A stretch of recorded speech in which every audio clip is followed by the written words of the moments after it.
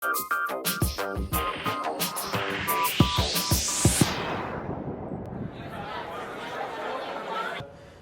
great pleasure to have with me Anne Applebaum, who will be arguing against the motion. She's a Pulitzer Prize-winning author, columnist for The Washington Post, and someone who's thought long and hard about Eastern Europe, Soviet Russia, and now post-Soviet Russia. And give us a sense, you've come all the way from Warsaw to be part of this debate. We really appreciate that. What is the mood in those periphery countries, such as Poland, at this moment, looking at the events that are unfolding in Ukraine? They're frightened. The mood is a little bit, we told you so, and this is what we've been afraid of for a long time. Some of them have been talking about it, worrying about it for many years. And a little bit fear because, okay, we're in NATO, we're part of the Western Alliance, but does the Western Alliance still exist? Is it still strong enough to protect us? And people are nervous about invasion. They're also nervous about their political systems being undermined in other ways. Russians are famous for using disinformation and support for radical political parties to undermine democracies, and they are afraid it can happen to them, or that it can happen in Europe and in what we used to call Western Europe, and that also could weaken them. Mm-hmm. From your view, what is the answer? It is isolation, but what does isolation look like? I mean, are the sanctions that we're seeing now sufficient to you, in your view, of how Russia should be dealt with in the aftermath of Crimea and the Ukraine, or do you have a broader, more expansive idea for isolation? Let's be clear that isolation is your word, and it's not the word I would ever have used. And it's an awkward word to have to defend in this context. Sure. And I'm sorry that I have to do it because, of course, I'm somebody who's been arguing for engagement and for the integration of Eastern Europe with Western Europe for 25 years. And I initially hoped that we would engage Russia too, and I was part of a lot of different groups and initiatives that were designed to do that, a school for doing political, not really political education, that's the wrong expression, but civic education, democracy promotion in Russia, and I've been in favor of that for my whole life, my whole adult life.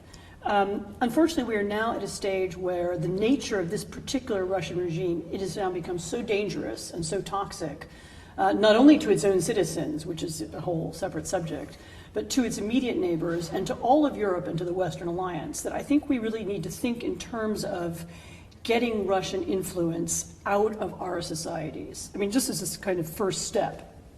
And that means getting corrupt Russian money out of our financial systems, getting the money that Russia pays to Western politicians, away.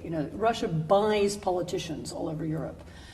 They bought Gerhard Schroeder, who's a former German chancellor who now works for Gazprom.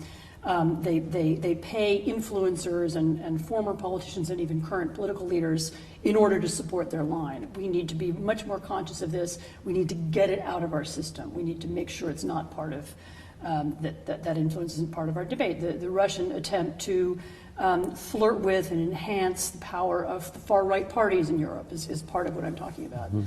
So we need to disengage with Russia. We need to make sure that it's not influencing us. And then finally, we need to ensure that that Russia, that Russia's influence on Ukraine and its influence on Eastern Europe is understood not only as political influence, but also as a kind of disinformation. We need to understand that Russia uses false information and phony stories in order to create false images of what's happening. And so we need to also disengage from Russian media. We need to make sure we understand that, that there's a difference between, true and false, because it's becoming harder and harder to distinguish. One of the really strange things about the Ukraine debate over the last year and a half has been, how, it surprised me, how effective Russian propaganda has been and how Russian lies appear in the West. And sometimes it comes sideways, sometimes it's just, sometimes it's, the Russian, they create fake websites which sell fake stories, which get their way into the mainstream media. Sometimes it's more direct. Sometimes it's just, Russia Today or one of the many Russian disinformation channels. But it is really effective. And we need to understand how weak our media is, particularly in the era budget cuts. And we need to start thinking about how to keep that influence out of our media space so that at least we know what's going on in the world and we aren't affected by this kind of systematic lying that the Russian regime produces. Your opponents are probably going to say tonight, by taking a stance of, however it's characterized, isolation versus engagement, or pushing back against Russia as opposed to reaching out, you're empowering the very hardliners around Putin, and maybe Putin himself, because they themselves want Russia isolated to the degree that it enhances their own control over that society. How do you respond to that line of argument? We have created Putin. Our engagement, our policy of the last 10 years, well meant though it was, created Putin. Allowing Russian companies access to our financial markets and our tax havens and our money laundering schemes have created the Russian oligarchy. The Russian oligarchy wouldn't exist if it wasn't for the Western banking system that supports it. We helped create Putin. We gave Russia the status, post-Soviet status. We gave Russia a seat at the UN. We invited Russia to join the G8. We let Putin, even when it was already clear which way his regime was going in mid-2000s, we let him hold an enormous G8 summit in St. Petersburg, where he was, lionized and surrounded by all the leaders of the democratic world, so he could tell his own people, look, you say I'm not a Democrat. Well, look, we by engaging Russia in the way that we did, we promoted him, we supported him, we allowed him to do what he's done, and so, I think you should be careful with that. The other problem is, there's a sort of every time we're so nervous about Russia. I once went and looked up the obituaries that were written of Russian leaders after they died, or in the case of Khrushchev when he resigned. On the time of the death of Stalin in 1953, the Times of London wrote a long article on Stalin, and the thrust of it was, now that Stalin was gone, the hardliners in the wings will take over. Now they're hardliners. Who was more hardline than Stalin? Stalin was a mass murderer. But we wrote the same thing when Brezhnev died. We wrote the same thing when Khrushchev resigned. We're always afraid, whoever comes next, it's got to get worse. Whatever we're doing, what we really have to be careful of is enhancing the hardliners. Well, maybe Putin is the worst we get. Maybe we'll get somebody better.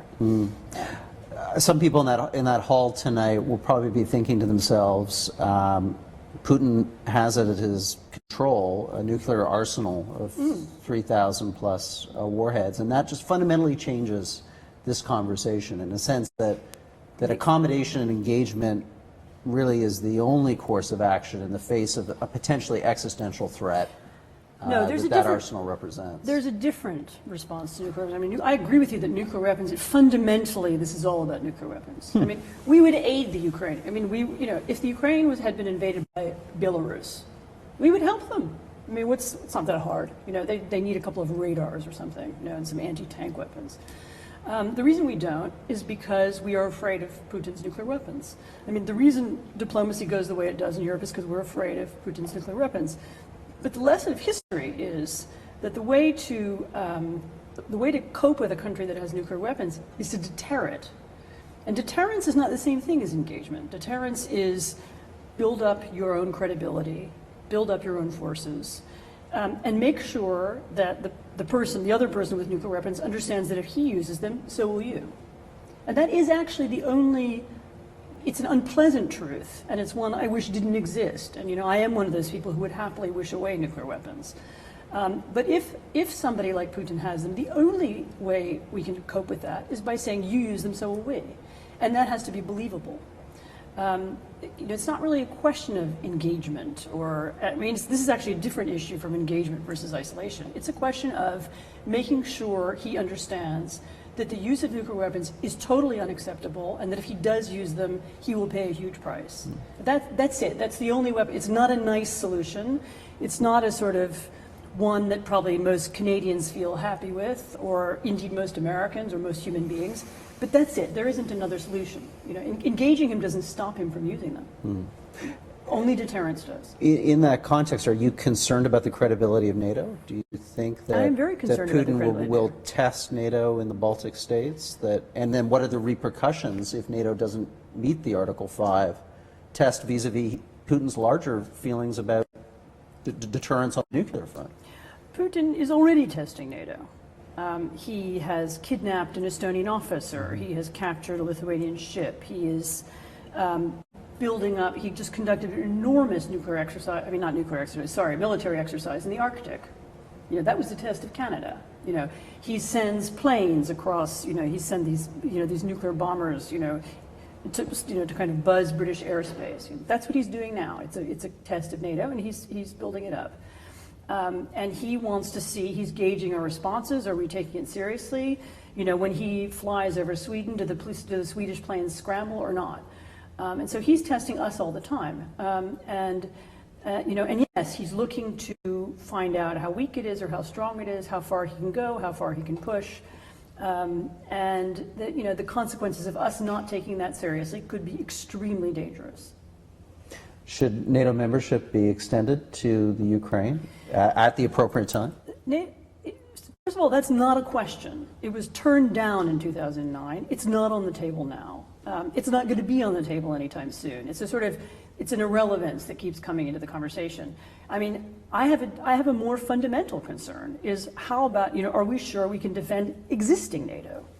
I mean, can we defend the Baltic states? Are we ready to defend Poland? Are we ready to defend Canada in the case of incursions in the from the Arctic? You know, let's think about it. I mean, we need to make sure that you know, what we have already is defendable. Remember that since NATO enlargement happened in an atmosphere at a time when there was a Western assumption that there would never really be a Russian threat again. And actually, all the time while NATO was enlarging as an institution, the US and others were building down their forces. You know, in 2013, there were no US tanks in Europe. Americans took them all out. You know, so there has been no military buildup. You know, on the contrary, there's been a military build down. And tanks are now back literally a few weeks ago. For the first time, we have American tanks in Europe again because now people are afraid again. But we've been building down, we've been pulling out. We never put NATO bases in Eastern Europe. We never moved any of them east at the time of expansion. And those are all policies we now need to rethink. Anne Applebaum, always insightful. We really look forward to hearing you more at the debate tonight. Thank you.